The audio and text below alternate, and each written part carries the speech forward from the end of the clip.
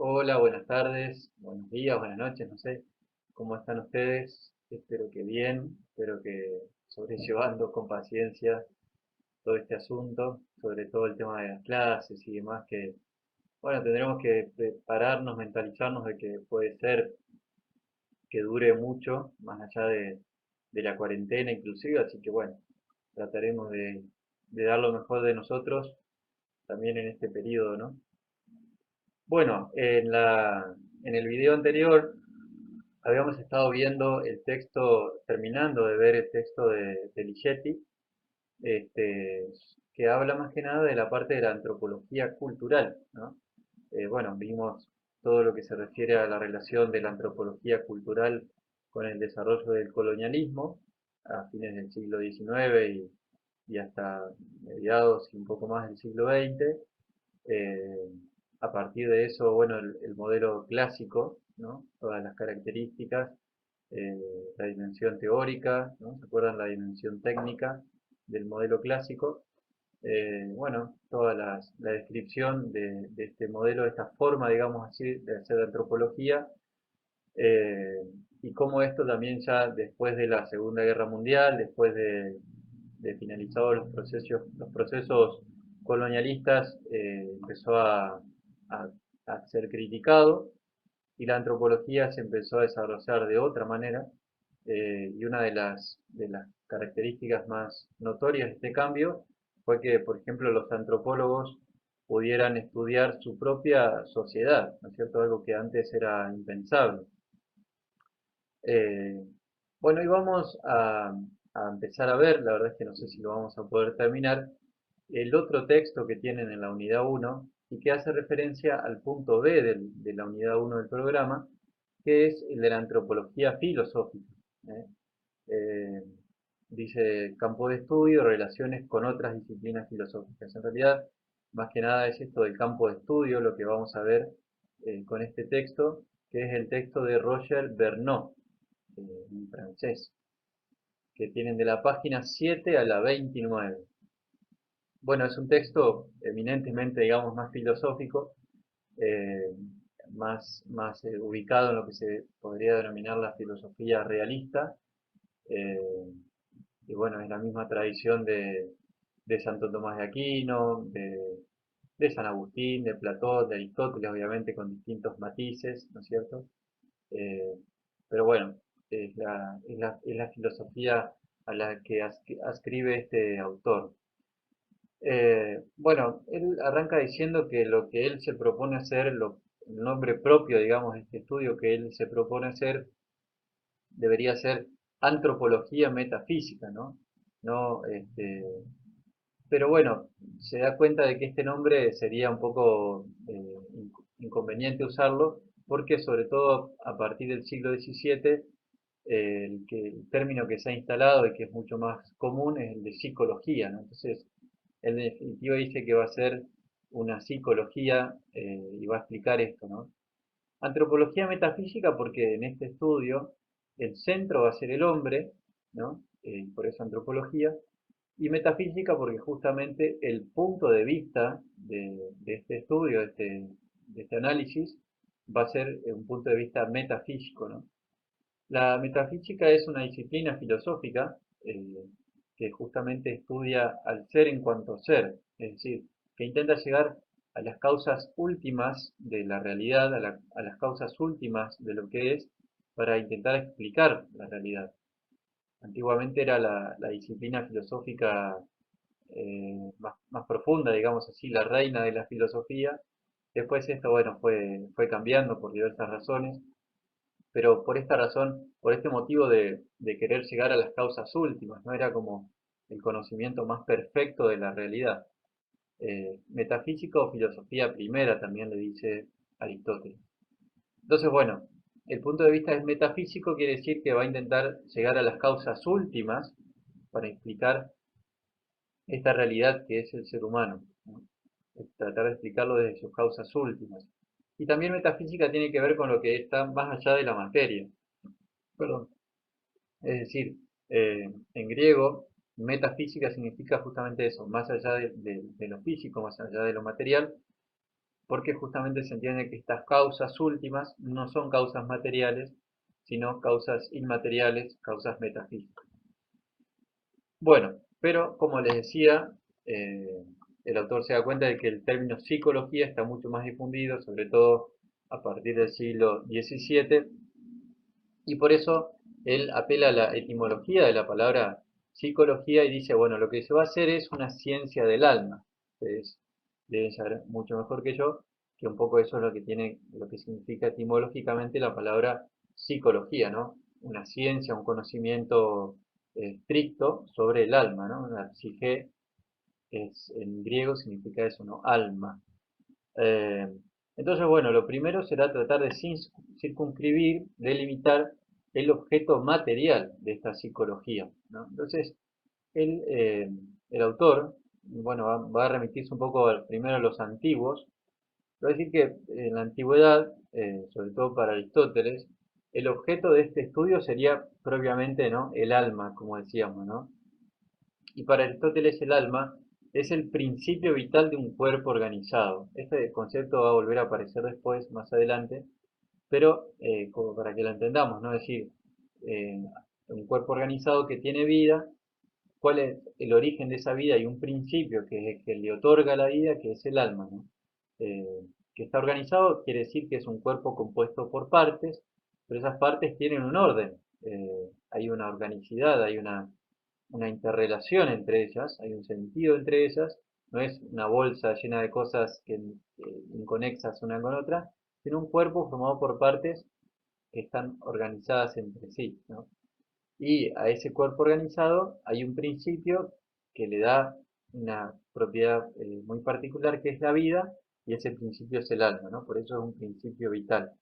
Entonces, la psicología en este contexto va a ser el estudio de los seres vivos, eh, porque se entiende, digamos, de esta perspectiva, que seres vivos también son las plantas, los animales y el hombre. ¿Sí? Bueno, desde esta perspectiva y en general, los seres vivos, eh, desde en cualquiera de sus manifestaciones, digamos así. Entonces, como la psicología es el estudio del alma y el alma es el principio vital, la psicología entonces va a estudiar todo aquello que tenga vida, todos los seres vivos, ¿no? Esta era un poco la mirada de Aristóteles. Con el paso del tiempo, ya dando un gran salto, ¿no?, yéndonos a la modernidad, la concepción, el objeto material se va a hacer un poco más estrecha, ¿no? Eh, Solamente van a considerar al hombre como objeto de estudio, no ya a los animales y a las plantas, y del hombre solamente su vida interior o consciente, ¿no? Esta postura tiene un poco su origen en Descartes, René Descartes, este importantísimo filósofo francés del siglo XVII, que tal vez ya lo hayan estudiado en algún otro momento, pero estableció una separación tajante entre el cuerpo y el alma, ¿no? Decía, el cuerpo es la res extensa, es decir, la res en latín quiere decir la cosa, ¿no? Entonces, el cuerpo es la res extensa, es la cosa extensa, es la cosa que tiene materia, lo que se puede pesar, medir, comparar el uno con otro, eh, que se puede tocar, percibir con los sentidos, etcétera. Y el espíritu es la res cogitans, dicen, ¿no? Eh, res, ya les digo, es cosa, y cogitans es pensante, ¿no? La cosa que piensa. Fíjense esta definición de espíritu. Entonces, Descartes separa la realidad en dos ámbitos totalmente diferentes y opuestos, que son la res extensa y la res cogitans, ¿no? Lo material y lo espiritual. Eh, entonces, dada esta separación, el cuerpo, fíjense, ¿no?, a qué nos lleva esto, ¿no? Decir que el cuerpo lo va a estudiar la física, porque es una cosa material. Entonces, la ciencia propia que tiene que estudiar el cuerpo es la física, y dentro de la física una, un tipo especial de geometría. En cambio, el espíritu es el pensamiento, como decíamos, ¿no?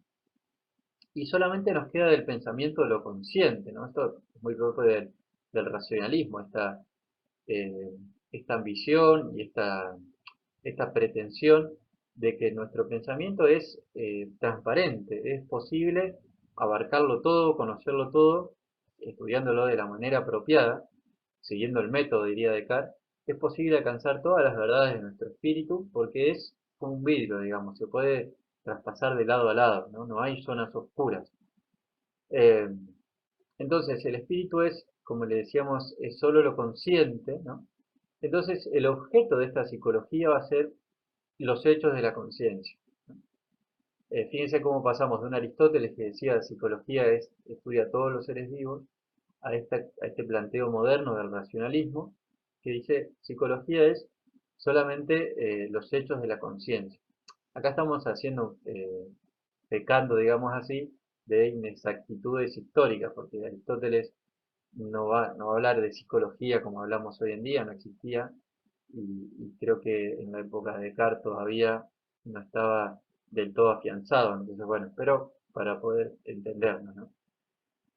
Eh, pero ¿qué pasa? Decíamos entonces que de esta visión moderna del racionalismo, de Descartes, la psicología se reduce a los hechos de la conciencia.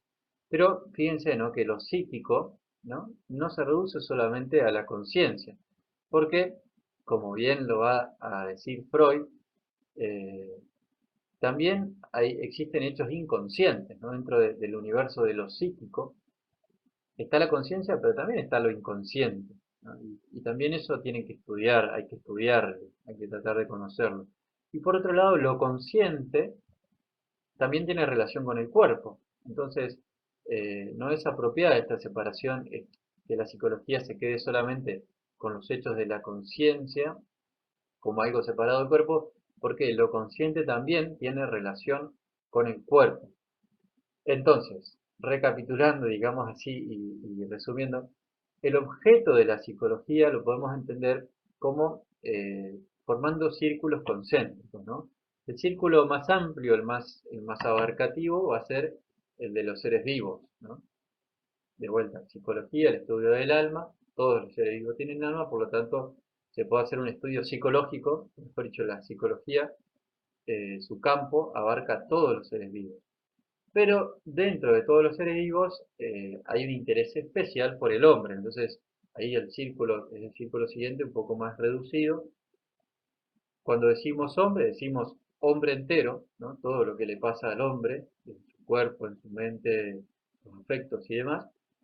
Pero especialmente la psicología va a tener interés por su vida subjetiva, ¿no? Que es tanto sensible como intelectual. Eh, no se va a interesar tanto de pronto por, no sé, cómo funciona el estómago, supónganse, ¿no? Es algo que encuentre una relación, no sé, en eso sí yo toco de oído nomás, ustedes saben más que yo, en estas cuestiones de cuando el cuerpo somatiza, como se dice, ¿no? Y por causas psicológicas tenemos efectos en el cuerpo, o sea, efectos físicos. En ese caso también va a tener interés por lo que decíamos el hombre entero. Pero ciertamente que el círculo es un poco más reducido y se va a interesar especialmente por la vida subjetiva que tiene que ver con nuestra sensibilidad y con nuestra parte intelectual. Bueno, esto en cuanto al objeto material. Vamos a ver ahora en cuanto al objeto formal, que pasa. Ustedes saben, todas las ciencias se puede decir que tienen un objeto material, que es aquello que estudia, esa realidad que estudia, y el objeto formal, que es el punto de vista desde el cual estudia esa realidad, ¿no? Entonces, ¿cuál es el punto de vista desde el cual va a estudiar eh, este autor al hombre, ¿no? Eh, bueno, ya lo habíamos dicho, es un punto de vista metafísico, ¿no? Pero también hay otros puntos de vista de los cuales se puede estudiar al hombre y se pueden hacer, por lo tanto, otras psicologías. Fíjense, eh, la diferencia, el cambio en el objeto formal, el cambio de la perspectiva, genera otras corrientes, otras psicologías distintas, ¿no?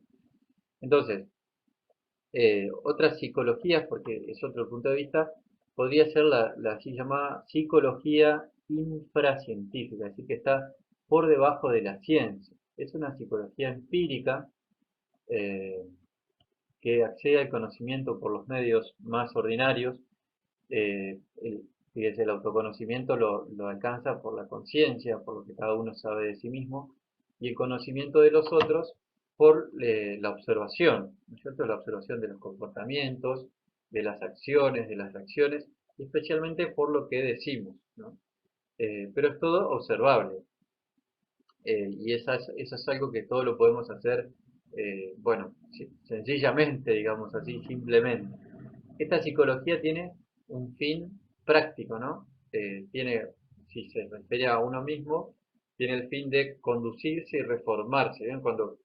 Perdón, cuando, un poco esto de los de la autoayuda sería, ¿no? Digo, autoayuda, bueno, o vida espiritual, uno se conoce a sí mismo, se trata de conocer a sí mismo para elegir los mejores caminos para uno mismo, ¿no? Para conducir su propia vida. Y cuando se trata de los otros, bueno, esta psicología, el fin práctico sería actuar sobre los otros, sobre los demás, ya sea aconsejándolos, tratar de inducirlos a determinado comportamiento, en fin. Eh, Fíjense que desde esta perspectiva, ¿por qué decimos que es infracientífica? Porque un poco todos seríamos psicólogos, ¿no? En este marco. Eh, Todos podemos ser capaces de un automejoramiento espiritual y todos también solemos aconsejar a otros, ¿no? Como decimos, o influir en la vida de otras personas. Por eso. Y también esto de ser infracientífica también tiene que ver con que permanece a un nivel meramente individual, ¿no? Siempre vemos que las ciencias tratan de elevarse a un nivel más universal, más general, ¿no? Tratan de escribir leyes que se apliquen a más de un individuo, ¿no? Es decir, a toda una especie, por lo menos. Entonces, eh, esto es infracientífico también porque permanece en el nivel individual, ¿no? No genera eh, leyes universales. Esa sería una perspectiva, ¿no? Otra perspectiva es la de la psicología literaria, ¿no? También permanece por debajo de la ciencia, pero ya un poco por encima de lo meramente empírico. Anteriormente decíamos que la psicología empírica eh, se, se alimenta, digamos así, de los hechos. Empírico quiere decir eso, tiene relación con la experiencia, ¿no? Y es a lo que se accede a través de la experiencia, justamente a través de los sentidos. Esta psicología literaria, decimos entonces, está todavía por debajo de la ciencia, pero por encima de lo empírico, ¿no?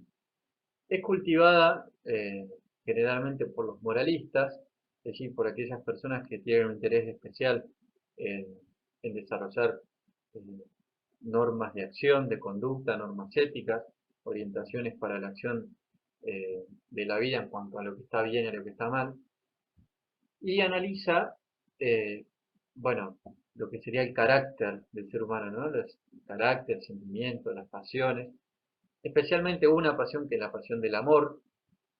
En resumen, apunta al corazón humano, ¿no? Para usar una imagen un poco metafórica, podríamos decir eso, ¿no? Apunta a describir cómo se desarrolla de distintas maneras el corazón humano, ¿no? Y tiene un fin estético, porque la literatura está considerada dentro del universo de las bellas artes, ¿no? Entonces, comparte la finalidad estética de ellas, ¿no? Llega a algunas verdades generales creando tipos, el avaro, el celoso, el mentiroso, es decir, ¿vieron estos prototipos justamente, estos lugares comunes de la literatura, que hay como personajes que encarnan estos tipos, ¿no?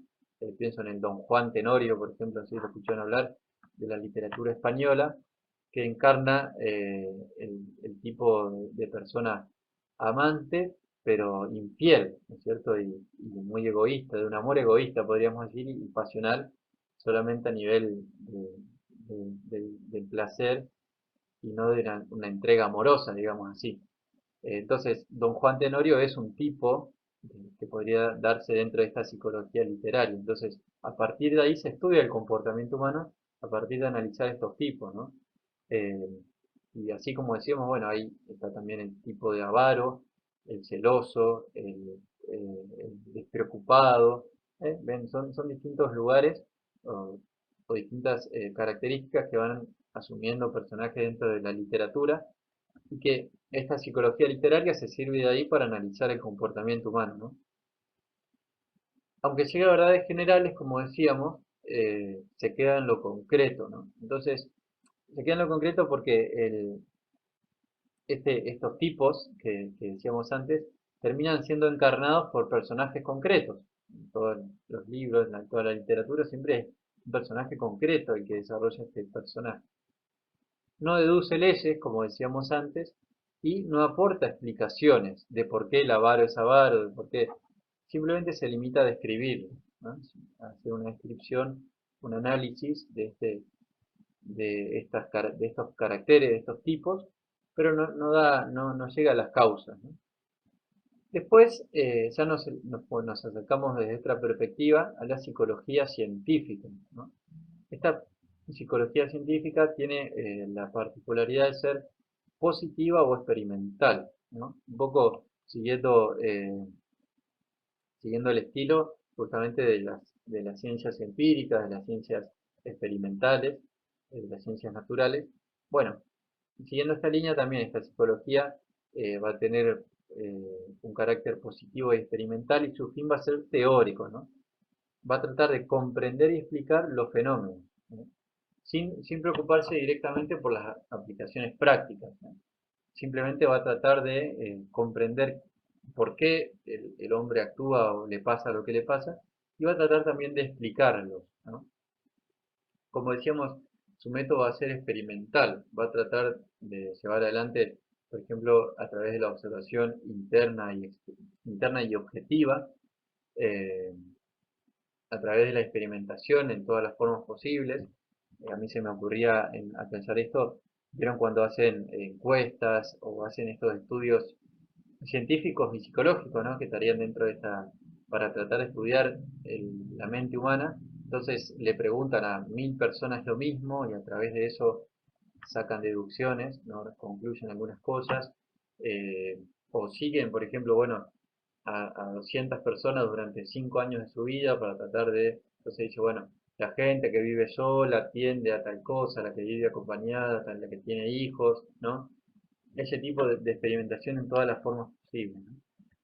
Obviamente que va a generar también unos resultados que se van a medir, esto es muy propio de las ciencias positivas, y el razonamiento va a ser inductivo para tratar de llegar a leyes y teorías, ¿no? Inductivo es el método que va de lo particular a lo general, ¿no? De los casos que pertenecen a una misma clase, los estudia y a través de ellos a tratar de elevar a una ley general, por decir una cosa así, una burrada, digamos así, podríamos decir, bueno, yo supónganse que yo no sé lo que es una gallina, ¿no? Entonces, bueno, digo, este ave, este plumífero, tengo 100 de estos seres, de estos animales, y resulta que todos estos animales ponen huevos. Entonces digo, ah, bueno, de cada uno de esos, como estudié cada uno de esos casos particulares y veo que cada uno de ellos pone un huevo, entonces de ahí saco una ley general y digo, todas las gallinas, entonces llamo gallina a este ser vivo que pone huevo, todas las gallinas ponen huevo, ¿no?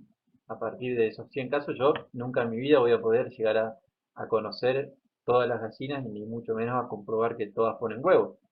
Pero sin embargo, es un conocimiento, es una ley universal que creo que todos podríamos llegar a admitir, ¿no es cierto? Que todas las gallinas ponen huevos. Eh, así es como se mueve, digamos, esta psicología, por decirlo con un ejemplo muy sencillo, ¿no? Eh, pero fíjense cuál es una particularidad, es una psicología sin alma, ¿no? Y esta es una expresión contradictoria, pero cierta, porque psicología significa justamente el estudio del alma. Pero esta forma de hacer psicología decimos que es sin alma porque como se queda solamente en lo empírico, en lo experimental, en lo que es medible, no llega al alma, que es un principio que no es material, sino que es metafísico, ¿no? Entonces, eh, el método no es apropiado para lograr llegar a conocer a esta realidad. Es como si yo tratara de sentir el gusto de un alimento con la vista, no sé, ¿no? O de tratar de escuchar un sonido con el gusto. El método no es apropiado, ¿no?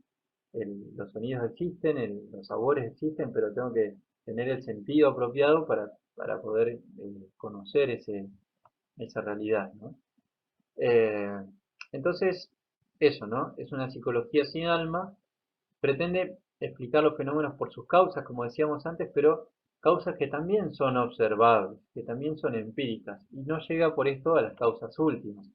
Llega así a un nivel científico, porque ofrece leyes generales, porque llega a causas, pero estas causas no son las últimas causas, ¿no? Son simplemente causas segundas, podríamos decir así, pero son causas materiales. Y bueno, ¿por qué el hombre, el ser humano, tiene esta forma, la angustia? Supongamos que vamos a estudiar la angustia como un fenómeno de- de la psicología, de la psiquis humana, nos vamos a preguntar por qué sucede esto, entonces hacemos un montón de experimentos y decimos, bueno, la angustia se produce cuando, no sé, por falta de recursos económicos, supónganse, o por desencantos amorosos, o porque la persona vive sola. Entonces, siempre apuntamos a causas que son observables, que no dejan de ser, digamos así, materiales, y no llega a las causas últimas de este fenómeno.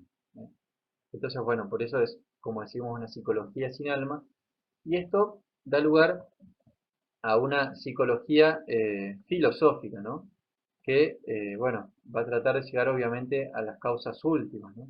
Esta psicología filosófica va a adoptar dos formas. La primera de estas formas es una forma fenomenológica. Para sería imposible ahora entrar en este tema ahora, pero fenomenología es una corriente todavía vigente de la filosofía que se empezó a desarrollar en la primera mitad del siglo XX. El fenómeno es aquello que aparece, aquello que se manifiesta, lo que se muestra, digamos así, ¿no? Lo que acontece. Y la fenomenología va a tratar de estudiar eso, los hechos que se manifiestan, que, se, que, se, que acontecen, digamos así, ¿no?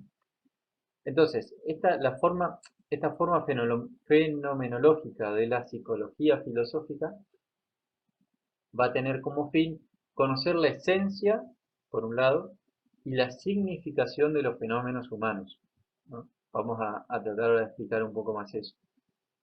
En principio va a ser puramente descriptiva, y para eso va a descartar toda preconcepción, ¿no es cierto? Va a ir a los fenómenos sin ningún prejuicio, aunque esto sea un poco imposible, ¿no? Pero tratar de dejar de lado toda preconcepción para poder hacer una descripción. Se va a abstener de las explicaciones causales, es decir, de vincular un hecho con otro con una unión causal, y va a intentar describir los fenómenos tal como se presentan, ¿no? Un poco eso es, eh, sin agregarles ni quitarles nada. No es una psicología de la introspección, ¿no? Al estilo del psicoanálisis, ¿no? Que busca para adentro, sino que se refiere a los hechos psíquicos como hechos de la experiencia interna. Pero estudia los hechos psíquicos como diversas relaciones del hombre y del mundo. Y esto es lo que quiere decir la significación de los fenómenos. ¿Se acuerdan que decíamos que esta forma fenomenológica de la psicología filosófica va a estudiar la esencia y la significación de los fenómenos? Bueno, la significación de los fenómenos humanos es esto, ¿no? Quiere decir, ¿cuál es la relación entre ese fenómeno y el mundo, ¿no?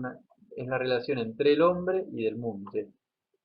Determinado fenómeno psíquico nos está indicando un cierto tipo de relación entre el hombre y el mundo, ¿no? Por otro lado, va a intentar definirlos, a estos fenómenos, ¿no? Tratando de obtener la esencia común a los casos de una misma especie, ¿no? Y esto tiene que ver con el otro fin, ¿se acuerdan? El fin son dos: la significación de los fenómenos y la esencia. Bueno, dijimos, la significación tiene que ver con un tipo especial de relación entre el hombre y el mundo, y la esencia es esto otro que decimos, ¿no? Tratar de identificar qué tienen en común los distintos fenómenos humanos. Entonces, va a intentar obtener un concepto universal, ¿no? La ciencia, la esencia tiene esta particularidad siempre de ser un concepto universal que se puede aplicar a muchos, ¿no? Por ejemplo, ¿qué es imaginar? ¿No? O sea, todo el tiempo imaginamos cosas, ¿no? Y esos son distintos fenómenos humanos de nuestra psiquis. Y a través de esos distintos fenómenos, de imaginar una casa, de imaginar un campo, de imaginar un lago, de imaginar un dinosaurio, nos hacemos la pregunta, ¿qué es imaginar? Y a través de esa pregunta tratar de llegar a la esencia de la imaginación. ¿Qué es percibir? ¿No es cierto? Y lo mismo. ¿Qué es sentir? Bueno, etcétera, ¿no? Es decir, todos estos fenómenos tratar de llegar a la esencia.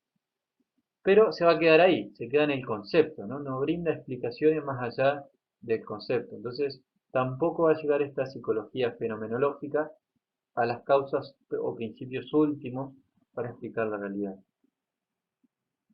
La segunda forma, entonces, de la psicología filosófica es la psicología metafísica, ¿no? Y acá es como que llegamos al lugar propio de este texto, ¿no? Eh, Esta psicología metafísica va a tener un punto de vista ontológico. Esto quiere decir un punto de vista del ser. Considera al hombre en cuanto ser, en cuanto un ser que por lo tanto también se le aplican las leyes generales del ser, ¿no? Va a intentar conocer su naturaleza y sus principios constitutivos, los últimos, ¿no? Los últimos de todo. Es decir, una cosa es, bueno, mi cuerpo está compuesto por células, ¿sí? Bien, perfecto, pero se puede ir más allá de eso, es decir, ¿qué más? ¿No es cierto? ¿Cuáles son las leyes generales que le caben no solamente sino a mi cuerpo, sino a todos los seres que existen? Y la cuestión fundamental acaba de ser la pregunta, ¿qué es el hombre? ¿No? Tratar de responderla a fondo, ¿no es cierto? Todo lo más profundamente que se pueda. Entonces, su fin, el fin de esta psicología metafísica es teórico. Va a tratar de comprender eh, los hechos humanos determinando su esencia, como decíamos un poco antes, pero explicándolos por sus causas últimas. ¿Ven? Esto va a ir un poco más allá que la fenomenología. Va a tratar de comprender la esencia, pero explicándolos por las causas últimas o principios últimos, ¿no? Y se plantean dos cuestiones en torno a esta psicología metafísica, ¿no? Uno debe decir, bueno, pero no bastan con la psicología científica, con la fenomenológica. Se cuestiona entonces, se plantea, perdón, la cuestión de la legitimidad, por un lado, ¿no? ¿Es posible acceder a este tipo de conocimiento? Bueno, para decirlo rápidamente y resumidamente, eh, en la antigüedad hubieran respondido que sí, no todos obviamente, pero algunos importantes pensadores. En el medioevo en general se hubiera dicho que sí, en la modernidad ya no. Digamos, ahí, justamente una de las características de la modernidad es que tira por la ventana la metafísica, la rechaza y dice este conocimiento no es conocimiento, es pura habladuría. Entonces, la legitimidad no estaría reconocida en este caso por la mayoría de los pensadores modernos. Eh, pero, sin embargo, se sigue sosteniendo la posibilidad, o sea, para no darle vueltas, el autor de este texto va a decir, sí, es conocimiento, es posible el conocimiento metafísico porque la inteligencia puede captar por medio del fenómeno el ser, sus causas y principios, ¿no? Podemos ir de lo que vemos, de las cosas sensibles, podemos ir a las inteligibles y podemos conocer las cosas por sus causas últimas. Esa sería una de las cuestiones, la legitimidad. Y por otro lado, la necesidad. ¿Es necesario este conocimiento? Y la respuesta al tema de la necesidad es condicional. Esta metafísica es necesaria si se quiere establecer una concepción del mundo, ¿no? Fíjense que eh, esa es un poco la pretensión de la ciencia en general, establecer una concepción de este mundo. ¿Y por qué es necesaria? Porque el hombre es el centro de ese mundo, ¿no? Y la moral, que es una dimensión muy importante del ser humano, depende justamente de cómo entendamos a ese hombre. Si lo entendemos como solo cuerpo, por ejemplo, la felicidad va a pasar por el placer. Si lo entendemos solo como espíritu, la moral va a pasar por la ascesis, es decir, por el autocontrol, digamos así, de las pasiones y el limitar los deseos y acceder a los deseos de una manera racional, digamos. Eh, entonces, esta psicología metafísica nos va a ayudar a determinar qué es el hombre, como decíamos antes, ¿no? Y este qué es el hombre es indispensable, esta respuesta es indispensable para, por ejemplo, desarrollar la moral. O sea, va a depender la respuesta que le demos desde la metafísica, a la distinta moral que se va a poder armar en base a ella. Entonces, es indispensable esta psicología metafísica para situar al hombre en su lugar en el universo, ¿no? Para darle al hombre su lugar, el lugar que le corresponde, digamos así. Eh, de otra manera tendríamos una visión del mundo distorsionada, ¿no? Entonces, fíjense qué importante que es esta psicología metafísica para poder obtener una visión del mundo, bueno, acorde a la realidad, y no distorsionada, sino lo más verdadera posible. Bueno, es un texto un poco más denso, tal vez, del anterior, porque está bastante más filosófico. eh, Así que nada, les pido que cualquier duda que tengan no dejen de consultarme a través de WhatsApp, que me parece lo más ágil. Eh, Hoy entonces lo que vimos es, empezamos a ver para recapitular un poco lo que en la escuela yo llamo la repetición. Vamos a tratar de repasar a ver qué estuvimos viendo para tratar de afianzar los conocimientos. Eh, Hoy estuvimos viendo entonces con el texto de Roger Bernard, el punto de la psicología, de la antropología filosófica, eh, un poco el objeto material y el objeto formal de esta antropología filosófica, que el autor llama psicología porque es el estudio del hombre, ¿no es cierto?, del hombre como ser vivo. Pero se dan cuenta de que es una forma de antropología también. Eh, entonces, bueno, del objeto material y formal fuimos viendo distintas variantes, según obviamente los puntos de vista que se han tenido de cada una de ellas, y hemos llegado así a delimitar tanto el objeto material como el objeto formal de la psicología metafísica, que es el posicionamiento que toma el autor para desarrollar su texto, ¿no? Y que se aplica también a la antropología filosófica. En el video que viene, digamos así, vamos a desarrollar, a seguir desarrollando. Ahora llegamos hasta la página 17, entonces después vamos a seguir adelante de la página 17 hasta el final del texto, que ahora no me acuerdo hasta qué página es, eh, viendo ya, digamos, ya bien posicionado en nuestro objeto material y formal, viendo qué es la vida, ¿no es cierto? Decimos el estudio de la vida, cuál es la naturaleza del ser vivo, cuál es el origen de la vida, eh, y bueno, eso, y algo sobre la vida vegetativa, que es lo que falta del texto. Bueno, estamos en contacto. De nuevo, cualquier cosa no dejen de consultarme. Este texto lo tengo digitalizado, yo los voy a dejar colgado también en el aula virtual. A partir de acá, sí vamos a tener que empezar a sacar fotos y bueno, pero esto se lo comento ahora por el grupo de WhatsApp. Bueno, chicos, que estén bien y a no bajar los brazos, que tenemos que seguir adelante. Un abrazo y muchas gracias.